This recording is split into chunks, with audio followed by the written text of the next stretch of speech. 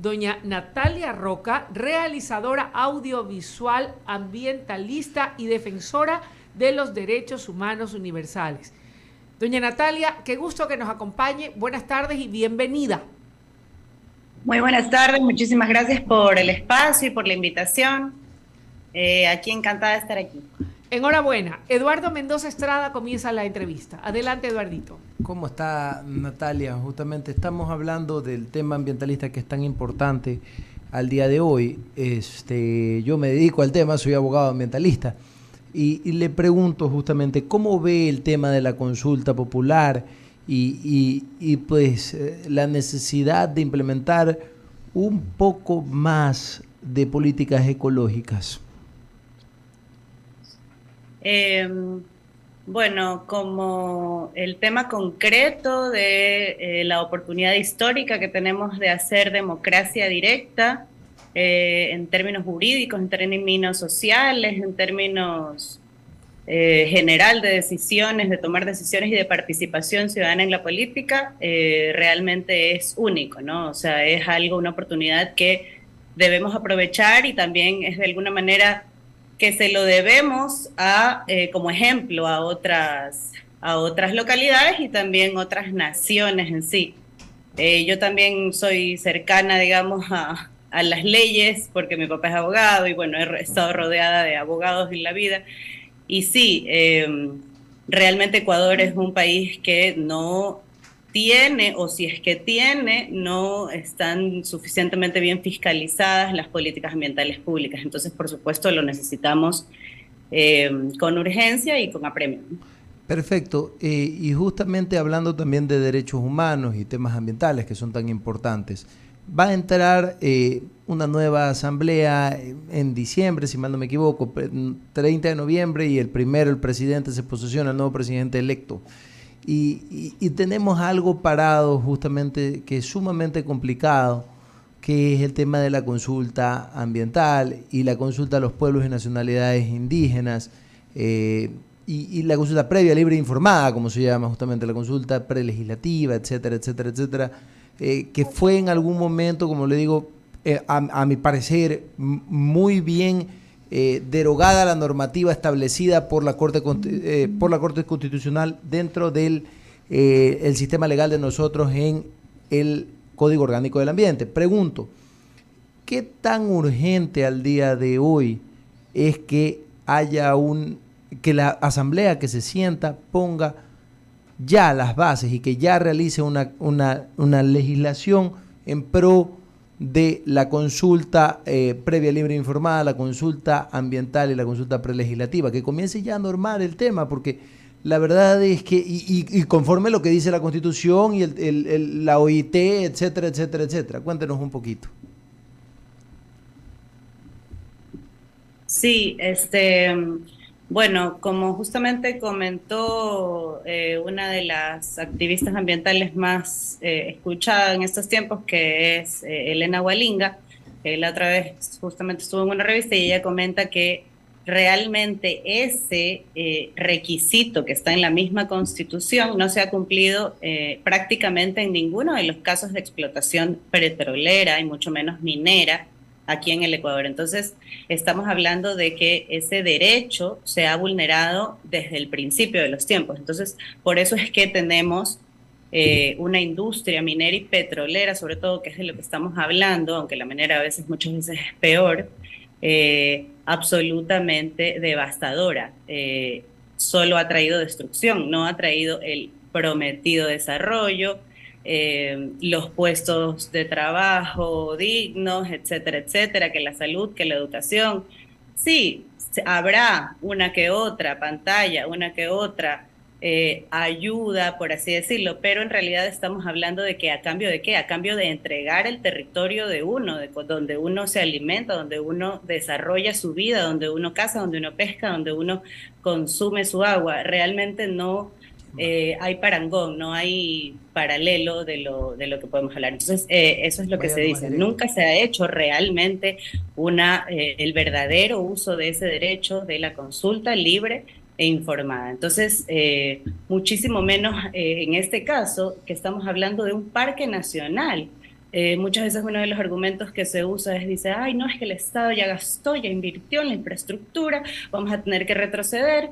Pero por favor, eso nunca debió suceder, eso es algo ilegal, eso fue un crimen haber avanzado con esa infraestructura. Entonces, por supuesto que la tienen que retroceder. Gracias. Natalia Roca, conversando con Natalia Roca, realizadora audiovisual, ambientalista y defensora de derechos humanos universales. Le saluda Daniel Solórzano. Hoy pudimos ver en algunos noticieros del mediodía comunidades, efectivamente, de las zonas de Yasuní, donde dan su protesta indicando que de cierta forma el desarrollo y la explotación de de la zona petrolera en el Yasuní ha permitido también el desarrollo de ciertas unidades de ciertos sectores, porque ha permitido también la conectividad, la comunicación, se ha desarrollado una serie de vías de comunicación que antes no tenía, y las comunidades temen que al ganar la consulta por el sí y el retiro de todas estas inversiones,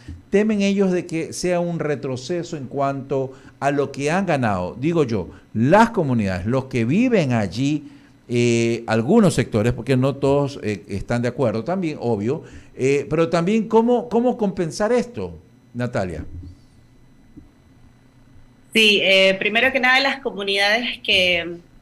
las pocas comunidades, las casi nulas comunidades indígenas que se han pronunciado, digamos, con algún cuestionamiento a responder sí a la consulta, son comunidades que han sido financiadas de alguna manera. Entonces entendamos de una vez, sí, que los pueblos originarios, que la gran mayoría de los custodios de estos territorios y de la naturaleza donde durante milenios están absolutamente a favor de que se mantenga el crudo bajo el subsuelo. Eso primero dejémoslo bien claro, ¿no?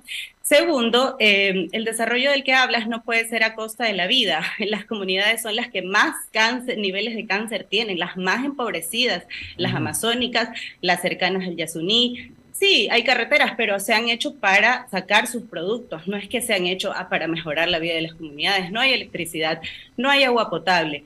¿De qué estamos hablando cuando hablamos de desarrollo? El desarrollo realmente para quién es. Eh, Entiendo. No ha habido un desarrollo real. Y sí, como alternativas tenemos muchísimas. Es que no solamente hay, como les decía, o sea, la invasión, la contaminación ambiental, lumínica, sonora, etcétera, sino que también hay problemas sociales gravísimos, como le decía, el aumento de las enfermedades de cáncer, el empobrecimiento y la miseria, la trata de mujeres, sobre todo adolescentes y niñas y de personas, porque allá se crean que sí, que los cabarets, que los puteríos, etcétera, y a quién creen que reclutan y de quién son los derechos vulnerados, porque se usa la violencia, se utilizan armas, etcétera, etcétera, ¿no? Entonces, estamos hablando de unas afectaciones globales. Como alternativas tenemos muchísimas, empezando con el cobro de 6.638 millones que han sido condonados a las empresas en impuestos. Tenemos turismo ambiental, ecológico y comunitario. Tenemos turismo académico. Tenemos mercados de carbono. O sea, realmente hablar de la explotación de este pequeño bloque no es hablar de, ay, volvamos a las cavernas, ay, todos usamos celulares, ay, todos usamos ropa, zapatos, por supuesto, ¿y quién no toma agua? ¿Quién no respira aire? Entiendo el punto, evidentemente, por todas las deficiencias que el Estado ha tenido, porque evidentemente mientras hay desarrollo, mientras permites el desarrollo o la explotación, también tienes que cubrir con seguridad, evidentemente, todas las cosas que el Estado no lo ha hecho. Y por eso es que las denuncias de trata de blancas y una serie de cosas de explotación, por cierto, que evidentemente... De personas, no solo blancas. Sí, por supuesto. Evidentemente se da y se debe a que precisamente el Estado no cumplió lo que tenía que cumplir. Ojo que no estoy hablando del gobierno, estoy hablando del Estado como tal. Fallamos en ese sentido. Ahora bien, ¿qué pasa si es que en la consulta gana el no? ¿Cuál va a ser el camino de Yasunidos? Bueno, habrá distintos caminos en el tema legal. pero sobre todo yo quisiera hacer un llamado de conciencia a la ciudadanía, porque la Corte Constitucional en el dictamen indica que si en la consulta llegase a ganar el no, digamos, Ajá. todas estas consecuencias de la vulneración de derechos humanos, no solo de los pueblos no contactados, por supuesto, sino todas las comunidades guaraní, etcétera, alrededor de esos territorios, toda la afectación a la biodiversidad, toda la pérdida de medicinas e investigación que ni siquiera conocemos. En el Yasuní hay un hongo que se come plástico. Todo eso será en las manos del pueblo ecuatoriano. En nuestras manos estará ese etnocidio, ese ecocidio, ese genocidio y esa pérdida violenta de biodiversidad. En Sí, no, nuestras no, manos, como estamos, pueblo bueno, ecuatoriano. más allá de que nos pongan en algo en lo que evidentemente el pueblo no va a tener responsabilidad, porque para eso está el Estado. Si hay etnocidio, genocidio, para eso está el Estado. Pero más allá de eso, Por eso estamos hablando de democracia más allá de directa. eso, la democracia se fundamenta en que la mayoría diga sí y no. Básico, sencillo, más allá de que la respuesta nos guste o no nos guste. Y por eso fue llamado el pueblo. Ahora, usted ha dicho que hay una serie de acciones que se pueden llevar a cabo para sustituir el desarrollo que generan las petroleras. Pero por qué no se han desarrollado en todo este tiempo, Natalia? ¿Por qué no hay el turismo ecológico? ¿Por qué no hay el turismo académico? Y si hay, seguramente hay en mínimo grado. ¿Porque el Estado no facilita eso o porque el sector privado tampoco está interesado en eso? ¿Cuál es la razón o qué impide que todas esas alternativas que usted válidamente ha dicho que se pueden dar para subvencionar lo que dejamos de producir por el petróleo o lo que los sectores dejan de percibir, los sectores afectados, los ciudadanos, las comunidades dejan de percibir? ¿Por qué no se lo puede hacer en este momento? ¿Qué ha impedido de que todas esas propuestas que usted dice que se pueden dar no se estén realizando en este momento? Bueno, primero justamente estamos hablando de una transición y un cambio de economía que tiene que hacerse de manera interseccional, de manera transversal, de manera progresiva y justamente pensando primero que nada en los pueblos originarios custodios de esos espacios, ¿no? También hay varias razones por las cuales no se ha dado, sí, falta de voluntad política, falta de inversión privado-pública, falta de organización de las mismas comunidades, porque hay comunidades donde sí hay turismo comunitario y ecológico exitoso, y tienen unas buenas recaudaciones, pagan sus impuestos, etcétera, etcétera. O sea, es algo a lo que como pueblo ecuatoriano, como Estado ecuatoriano, como país, le tenemos que empezar a apostar. Esta es la oportunidad justamente que tenemos para cambiar el paradigma y pensar en un cambio de economía. En 10 años nos quedamos sin petróleo de todas maneras. Entonces, ¿qué nos va a quedar entonces? Agua contaminada superficial y subterránea, falta de biodiversidad, 1 millón de pandemias que pelear porque no tenemos ni nuestra medicina natural, ni, digamos, huéspedes para los gérmenes, los virus que se dan, etcétera. Muy bien, Natalia, permítame, voy a dar paso a mi compañera Luisa Delgadillo con más inquietudes. Gracias, Daniel. Natalia, un gusto saludarla. Usted ha dicho que pronto se terminará el petróleo y en eso coinciden muchos expertos, pero ellos señalan que se va a terminar el petróleo, pero nos queda la práctica de la minería. Y dicen los que defienden la minería cuando se la hace de manera responsable. Mi pregunta en este sentido es, ¿cuáles son, de lo que usted conoce, los efectos de la minería ilegal en el país? ¿De qué estamos hablando y cuál es la propuesta que ustedes como grupo realizan para formalizar a esos mineros informales que tanto daño le hacen al país? Bueno, realmente hay muchos temas de los que hablar y la minería es algo gravísimo que no solo en nuestro país, sino en todo el planeta, porque eso no solo devasta los territorios, los recursos naturales y también va afectando derechos humanos, sino que esto es algo absolutamente irreversible, ¿no? Entonces, en ese sentido es mucho más complejo.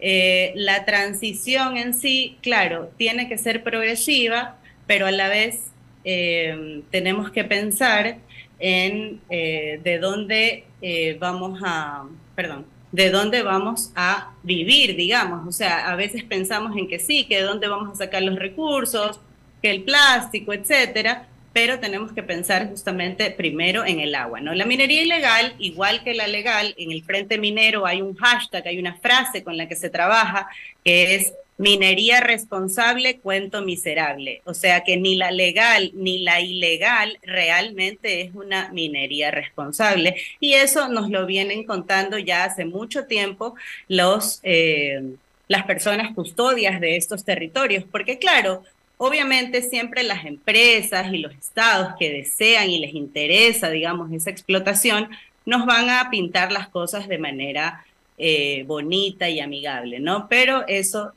realmente no es posible, ¿no? Entonces, eso, desde los páramos nace la vida, nace el agua y tenemos que eso, seguir con las transiciones. Ecuador puede ser una potencia de la vida, como ya mencioné. Todas estas cosas que yo mencioné, el turismo ecológico y comunitario, el turismo académico, la investigación científica, eh, ¿cómo se llama? La cobra correcta de los impuestos, los mercados de carbono, todo eso son algo que nos va a posesionar y nos debe posesionar justamente como Ecuador, potencia de la vida y desarrollarnos también profesionalmente, así como Costa Rica, etcétera, para proteger nuestros recursos y de esa manera compensar también nuestra economía. Mi pregunta iba direccionada a todos los efectos de la minería informal que traen consigo no solamente la forma precaria en la que se trabaja haciendo la extracción, sino que incluso hay una serie y un cometimiento de delitos por un grupo o mafias que realizan esta minería informal que en realidad es muy perniciosa y muy dañina en todos los órdenes y sentidos. ¿Cómo la formalizamos? Escuché en algún momento a alguien que hablaba de ponerles impuestos para ver si de esa forma se los podía formalizar y obligar a trabajar correctamente. Sí, yo comprendo, quizás de maneras de cooperativa, por ejemplo, como hacen en Potosí, ¿cómo se llama? En el cerro que ellos tienen que ha salido tanto oro y plata, sí, podría ser de cooperativa, cobrándoles impuestos, qué sé yo, o sea, realmente nuestra postura no admitiría, digamos, ningún tipo de minería, ni legal ni ilegal, porque la legal es como la explotación petrolera, hay derrames todas las semanas, todo el tiempo, entonces realmente hay que buscar otras alternativas. En Napo se está destruyendo por la minería ilegal, justamente, el río Napo. Sabe que actualmente la minería a gran escala, minería responsable, está permitiendo generar recursos al país por encima de los 3.000 millones de dólares anuales. Fíjese usted una cantidad y suma de dinero importante que tanto requiere el país para el pago de la deuda social, para atender los temas de salud, de educación, de seguridad, de obra pública. Sí, lo que pasa es que siempre usamos eso como argumento, pero ya tenemos experiencia, ya estamos en el futuro, ya no estamos ni siquiera en el presente y mucho menos en el pasado.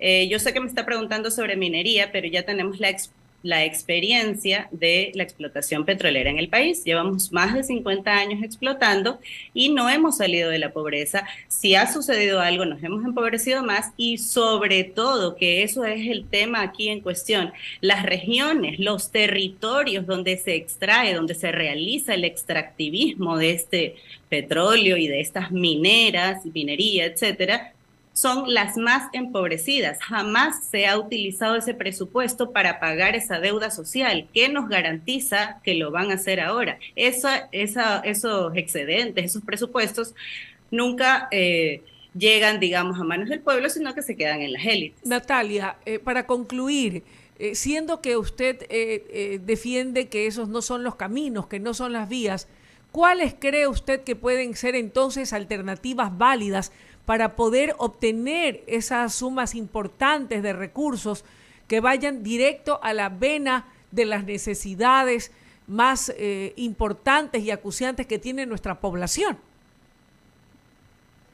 Sí, como estábamos hablando, sería importante dejar de vernos como un país producto, ¿no? En un momento hemos vivido del cacao, de las rosas, del verde, del plátano, ¿no? Entonces tenemos que empezar a vernos, como les comentaba, como otro tipo de, digamos, de economía, como otro tipo de potencia. Una es, sí, el tema del carbono, el tema de la biodiversidad, el tema de los turismos responsables, ecológicos, incluso científicos, etcétera. Eso ya es una suma importante.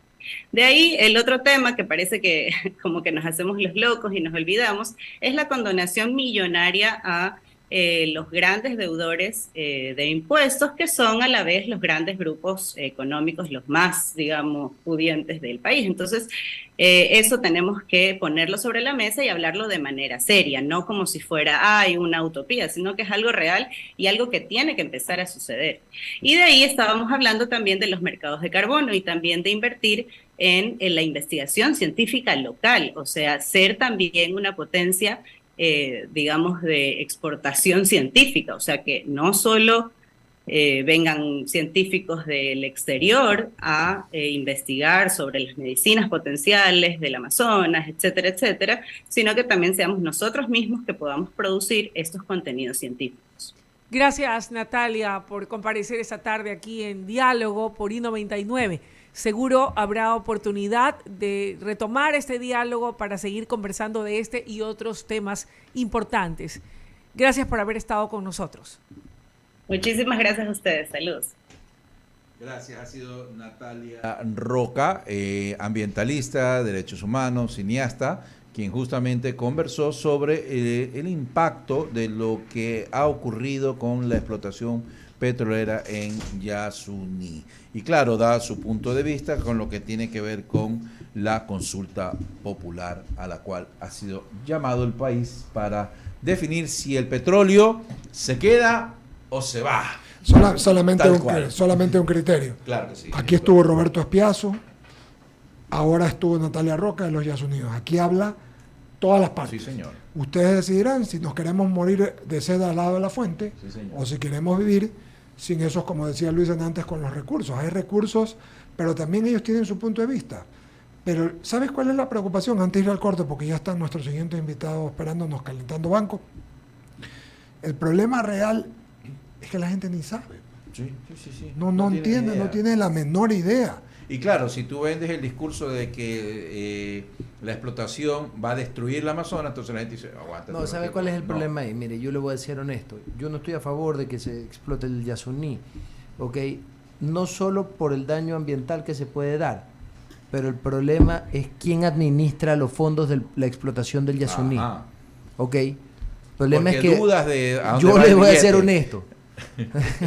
Dudas de a dónde va el billete. Dudo que haya inversión pública a raíz de la explotación del Yasuní.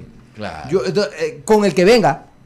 Entonces, con yo creo que mejor que se quede ahí nomás, tranquilo. Y aparte, es que dejémonos de cosas. Usted le da al gobierno de turno que venga y van a ser caída y limpia el que venga.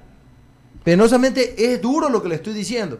¿Okay? Son 1.500 millones de dólares al año. Sí, pero yo le pregunto, mire, con el petróleo más alto que tuvimos en toda la época, basados en una idea de que la economía debía de funcionar, etcétera, etcétera, etcétera, no hubo inversión pública en este gobierno.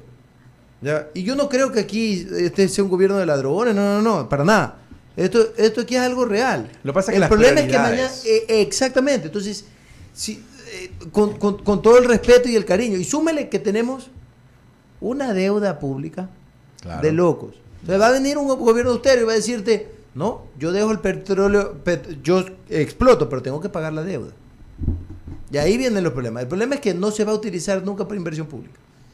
¿ya? Y si algo se utiliza para inversión pública, eso de ahí terminará siendo, como le digo, un cuento chino. Esa es una postura, y está bien, hay otras. Para mí la preocupación más allá de eso a mí no me parece que uno se debe morir de sed al lado de la fuente, número uno, pero lo más preocupante, para no dar una postura nuestra y no nos digan que estamos a favor o en contra, es que la gente debe saber de qué se trata, por qué vota o por qué no vota. No que le tiren la consulta así, como lo del CPPCS, que fue ahora en febrero, la gente ni sabía.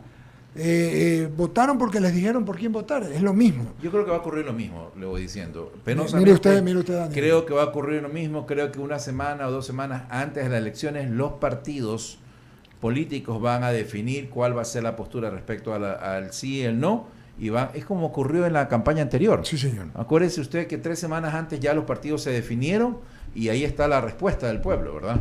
Perfecto. Son las 6 de la tarde con 29 minutos, 6 de la tarde con 29 minutos. Abrimos espacio en las menciones publicitarias y después vamos al corte. Gracias, director. Vive en Narcisa Club. Ajá, urbanización privada con seguridad 24/7. Ubicada en el kilómetro 10 de la autopista Narcisa de Jesús. Somos una urbanización con un megaclub social con piscina, canchas de tenis, Fulton OK y multiusos. Zona barbecue, sala de juegos, salón de eventos, áreas verdes y más. Primera etapa, vendida al 100%.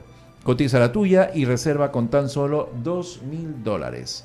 Contáctanos al 093 90 72 931. Narcisa Club, donde habitan tus sueños. Perfecto, vamos al corte comercial, regresamos enseguida con nuestra última entrevista del diálogo de la tarde. Vamos al corte.